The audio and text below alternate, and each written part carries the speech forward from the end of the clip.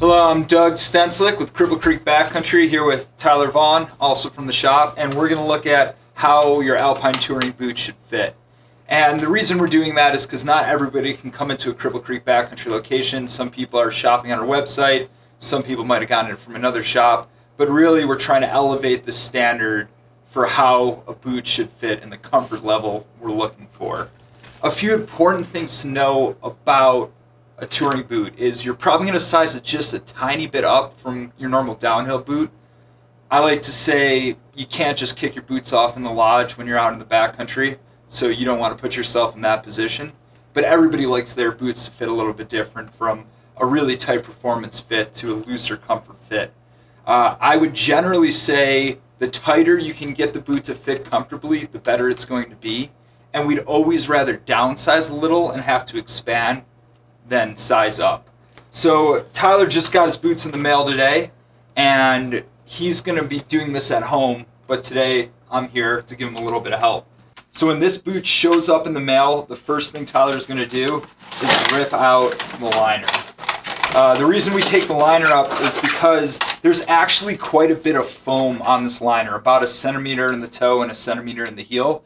So what we're really looking for is about a 2 centimeter comfort fit or a 1 centimeter performance fit to kind of simulate how much room he has in there. So once the liner's out, we put that to the side. I'm going to have Tyler step just into the shell and put his toes forward till he's just barely brushing the front. We don't want your toes really curled. We want them like nice and relaxed, but just touching. And then once he flexes the knee forward, I'm going to let Tyler do it himself. He's going to try to stick his hand behind his heel. And again, he's stacking his fingers. If he can get 2 fingers, it's a performance, or it's a comfort fit. And I wouldn't go much bigger than that. How many fingers can you get in this? Just a hair under 2 fingers. Okay, so he has about 1.5. That would be on the way to performance fit, but like ideal for someone looking to do a lot of skiing. We cut a few boots open so we can get some close-ups of how it fits.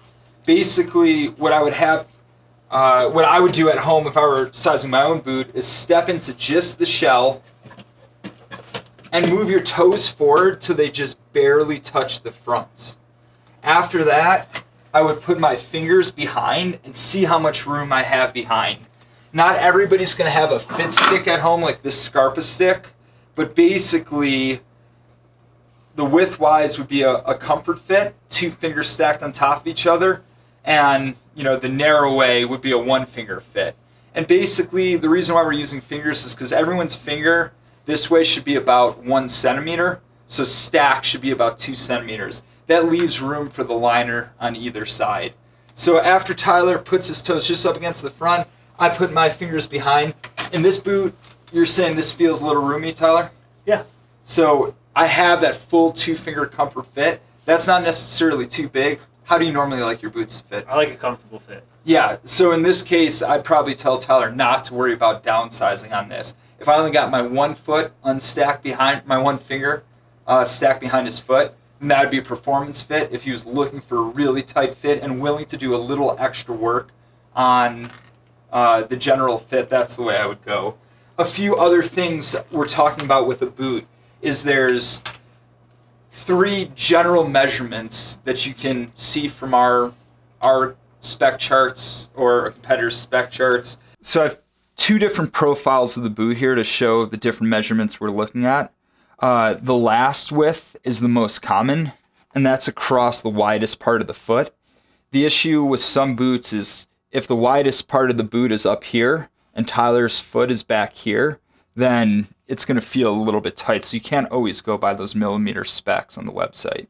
And as you can see here, Tyler's foot is almost overhanging the plastic a little. He skied in this boot for 2 seasons and they were comfortable. So you don't, if your foot measures a 104 and a 27 and you happen to be a 102, it should still be a comfortable fit. You don't have to go right by the millimeter. So again, that's last width. The heel narrowness is another part of it. A boot like this is going to have a nice narrow heel, which is going to reduce heel lift. But if Tyler had a wide heel, which he doesn't, then that could be an issue there. So check out on our website where it says the heel measurement is.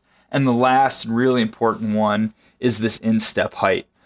Regular alpine overlap boots are going to have a lot more space right here.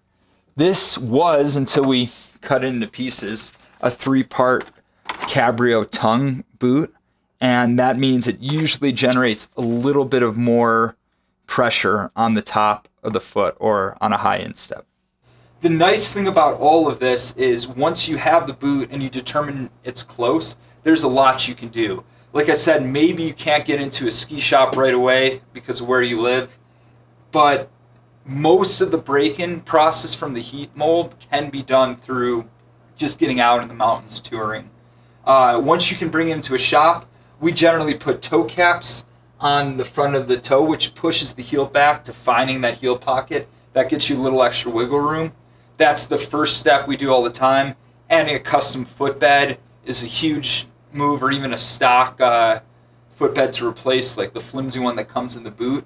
Then we can do punches, stretches, and add padding. Punches and stretches are really good if you downsize and want to get a performance fit comfortable. Padding is something, it's always a little dicey to add a lot of padding because you can be increasing pressure points somewhere else. But the nice part about it is you can do that far after the original purchase. So again, the shelf fit at home is just to confirm that your best guess from the size charts online, have you in the right boot. Again, the first time Tyler's going to try this boot on, it's the tightest the boot will ever fit. It's going to pack in every day from there until it's time to throw the liner away. So start with the boots tight, and there's a lot we can do to work with you to get it more comfortable. So thanks again from myself and Cripple Creek Backcountry for checking out the video. We hope it'll help with your next boot fit. There's a lot to keep in mind when doing this. If you need any help, just reach out to us at info@cripplecreekbc.com.